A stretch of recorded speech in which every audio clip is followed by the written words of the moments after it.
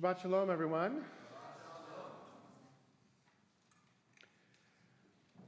So as we approach this week's Torah portion of Behar, we actually get to some laws that we all sort of know about, but they're hard for us to understand within a modern world, especially within the world economy and the world point of view that we are living in today. We have the laws of the sabbatical year, right, the Shemitah year, and we have the laws of the Jubilee year, the Yovel. The Shemitah year is something that happens every 7th year. The Yovel is something that happens every 50th year. And they're meant, at least on the surface, to focus the economy in such a way that doesn't create a disparity between different groups of people, right? In any economy, we know that eventually, as you let things go, there's going to be some people that have more and some people that have less, and that gets more and more disparate as time goes on, unless there's some sort of a means to correct that. And so the Yovel, the 50th year, is the means to correct that. How do we do that? We do that by, first of all, any slaves are released, right? If you have somebody that is working for you, and remember, we've talked about this before, slavery in Judaism was a little bit different than the slavery that we understand today. It was more of an indentured servitude. If I owe somebody a debt that I can't pay, I work for them until that debt is paid, right? Now, at the 50th year, at the Yovel, everyone's debt is canceled, right? Everyone's debt is canceled. Not only that, but if I took a loan from somebody, that loan is canceled.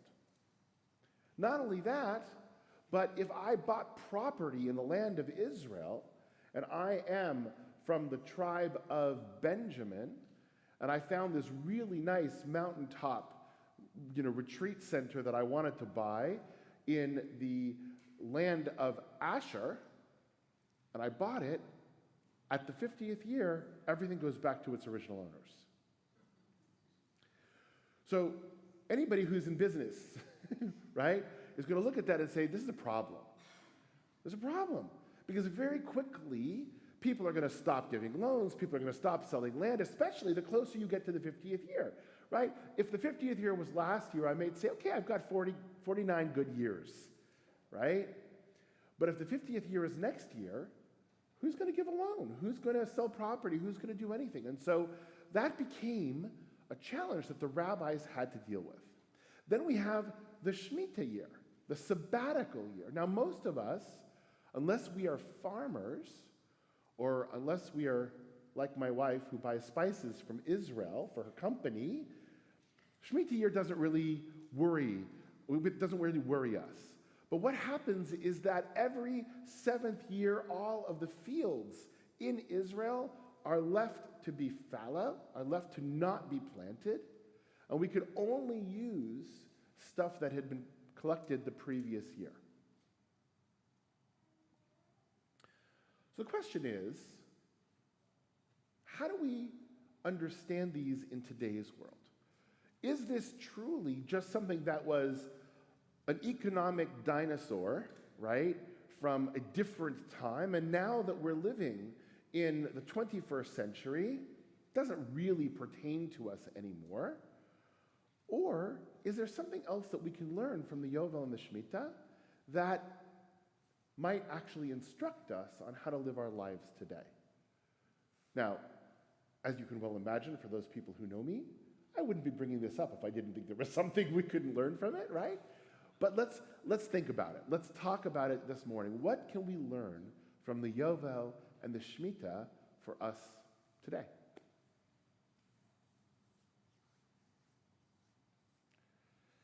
Michal.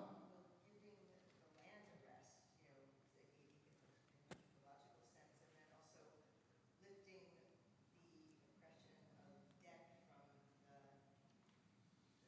the human being and getting back to a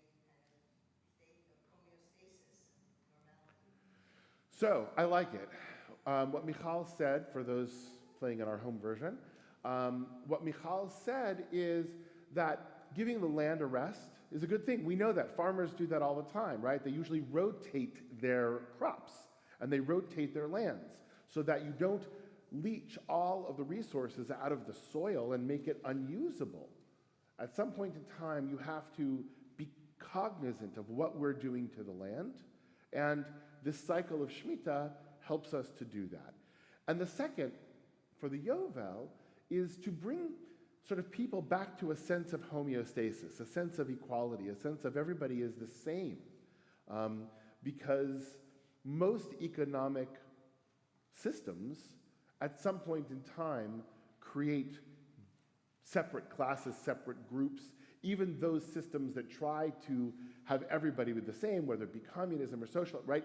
Those have their own inherent problems. We haven't found a system that works, right? A system that truly, truly works. By the way, the rabbi said this one didn't either, and they had to make adjustments to it also. But the lesson, I like what you're saying, is we need to bring people back to a sense of homeostasis. Anybody else? What can we learn? Yes? That ultimately the land and the property doesn't belong to us. Ooh, nice. Yes. And that we are just using it for a period of time, whether it be 50 years or 49 years. It all reverts back to Hashem. Yes. I love it. That ultimately, this land, this property doesn't belong to us, right? It all actually is sort of on extended loan to us from God. And it actually answers the question that Rashi asks in the very, very beginning of the Torah, right? Why does the Torah start with, in the beginning God created the heaven and the earth? Is that really relevant to our story? Rashi suggests that maybe we should start with chapter 12 of Exodus. This month is the first month that shall be to you, right? That's really where our story as a people begins. So do we really need to start with Genesis and to go through Noah and to go through all of that? And the answer is it reminds us of where all of this, including us, comes from, right? Good. What else? I'm going to get back to that. So it seems like those laws are specific to Israel, Eretz Israel. What if there were Jews living outside of Israel? So the Shemitah laws are specific to Israel. The Yovel laws are not, right? That's Jews everywhere if it's the Jubilee year, even if you live outside of the land of Israel. Some laws are specific to Israel in Yovel, some laws are not. But the Shemitah year certainly is. And if you're living outside of the land of Israel, you don't have to worry about that. And actually, it's outside of the biblical borders of the land of Israel. And in current Israel, they actually play with that a little bit, right? There are Israeli territories in the state of Israel today that actually were not within the original biblical limits. And there are some rabbis who argue you can plant there, no problem. So there's something unique also about the land of Israel. Yes. It's not just the fact that we're on an extended, we have an extended lease on the. Correct. There is something unique to the land of Israel. There's a kedusha, there's a holiness, and therefore it needs to be treated in a different sort of way than we may treat any other part of the world. Good. I like that. Alan. If you don't mind an analogy of the wisdom, so 7 years we're allowing the land to rest and to reset. And when we think about a sabbatical for our professors or our rabbis, perhaps every 7 years to reset. You can talk to the board about that every 7 years. I like that. And, you know, a lot of government systems around the world peg 6 or 8 years, or maybe, you know, sort of sevens in between of resetting a certain position in the government. Maybe there's some wisdom on that number of years. Yeah, there is something, 7 years. 7 years is a really powerful number for a lot of things. I was just having this conversation with somebody recently, and statistics show that if a marriage lasts 8 years, chances are it's gonna go the distance, right? That 7-year mark, those first 7 years, really make a difference. And by the time you get to that 7-year mark, it creates that sense of stability, right? And so 7 is a really powerful, 7 years specifically is a powerful number. And there may be some wisdom in that comes from our Torah here, to say this cycle of 7 years is something that we as human beings need to be aware of. It's a natural cycle. 7 days is a natural cycle that we've created, but 7 years also is a natural cycle that we've created. And by the way, if we think about it, 50, as we know because we're counting now up until Shavuot, is also a part of the 7 paradigm, right? Because Shavuot happens on the 50th day, so you count a week of weeks, 49 days, 7 times 7, and then on the 50th day is a celebration. So it's that 50 is also connected into the 7 years and the 7-year cycle. I like that. There's something powerful about it. Anything else? So, I think we have to understand these ideas in connection to the question of the economic disparity. Now, why do I feel like that's how it has to be? These other ideas are also good. But as we look at our Torah portion, what follows immediately after the discussion of the Shemitah and the Yovel? So if you want to look at our Torah portion, it starts on 738. It talks about the Shemitah and the Yovel and what happens in all of that. And then we're actually going to get to our reading that we're going to start on today on 742. Ki yamuch achicha, if your kinsman, actually if your brother, right, is in dire straits and has to sell a part of his holding, his nearest redeemer shall come and redeem what his kinsman has sold, right? And it's going to now talk about what happens when there are people in our community that are struggling, that are suffering. And the nexus between these two ideas, the fact that they're placed one right next to each other, I think is very intentional. It's very, very intentional. And so Rabbi Sachs, in his understanding of this, says that the Yovel and the Shemitah are there to respond to this economic disparity so that we think about it in a different way. And he argues that it actually responds in 3 ways, right? There's a political level that it responds on. There is a psychological level that it responds on. And there is a theological level that it responds on. And I want to think about that as we talk today. What is the political level? Well, we've already discussed it, right? These 2 cycles of redistribution, the Shemitah and the Yovel, ensure that whatever disparity has been created in those 50 years resets, comes back to that homeostasis.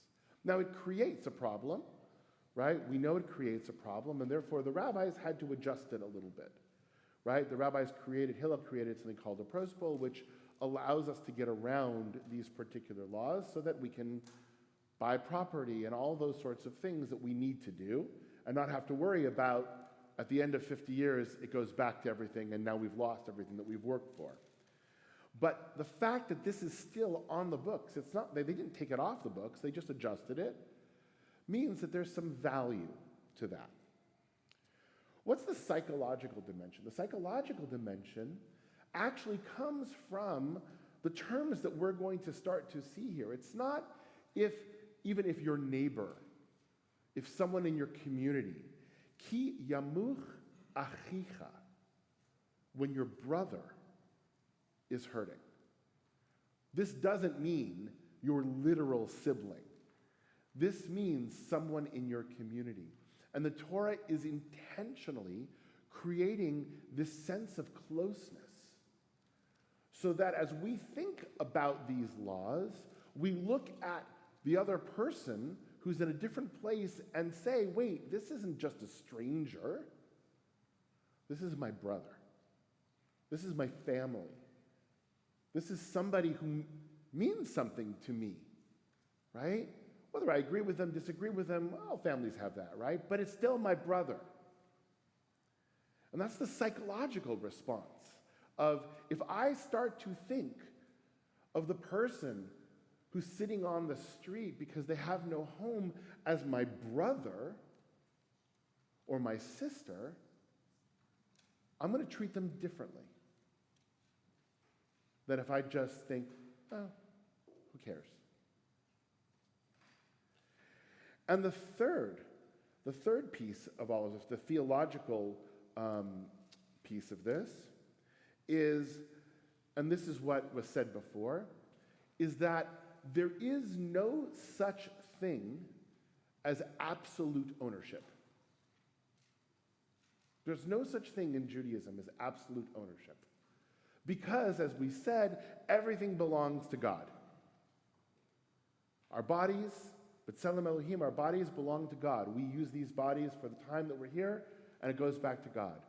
Everything that we have belongs to God, and therefore, if we get out of the mindset, and I keep hearing, for those who have kids our age, right, and enjoy Disney films of all the different Disney films, Finding Nemo, those seagulls, right? Mine, mine, mine, mine, right? When we get out of that mindset of mine, everything that I see, I want to be mine, it changes the way that we look at the world. It changes the way that we treat other people. Because if it's not mine, and it's maybe even not ours, but it's God's, then I'm the steward. And I have to now be thinking, how does God want this world to be? I have to be thinking in a godly sort of way and responding then to the situation in that godly way. It changes the way that we see things. And so Rabbi Sachs argues here that these three ideas from Parasha Behar allow us to live in this 21st century, but allow us also to make sure that we live in it with the Jewish values that we have. If we can step away from understanding, from understanding that everything that I see is something that I can claim, if we think about the people that are around us, especially those that are hurting as our brother or our sister, and if we understand that the political and economic structure is actually just that, it's an artificial structure that's created by human beings and can be changed, and has been changed throughout many, many years, it reshapes the way we treat our fellows, and it reshapes potentially the way that we live in this society. Any comments or questions on it before we read today? Michal. Well, I thought it was interesting that everything is so detailed. I'm sure there are details like that, but to me, just looking at it quickly, it looks very detailed. And they weren't even in a place where they probably had land, and they certainly hadn't had anything that was really theirs for generations.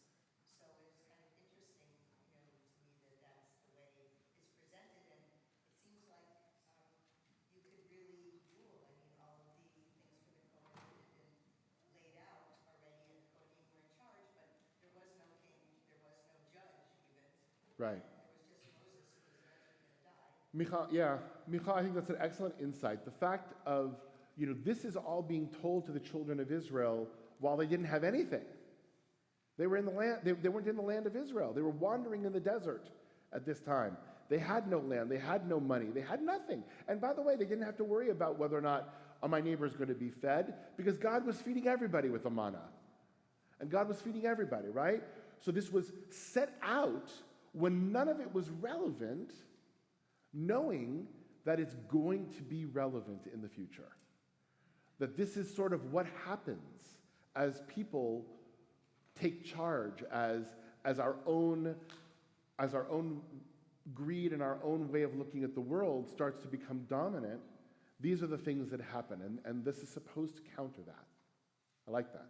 Any other last-minute comments before we get to our Torah reading? All right, Shabbat Shalom, everyone.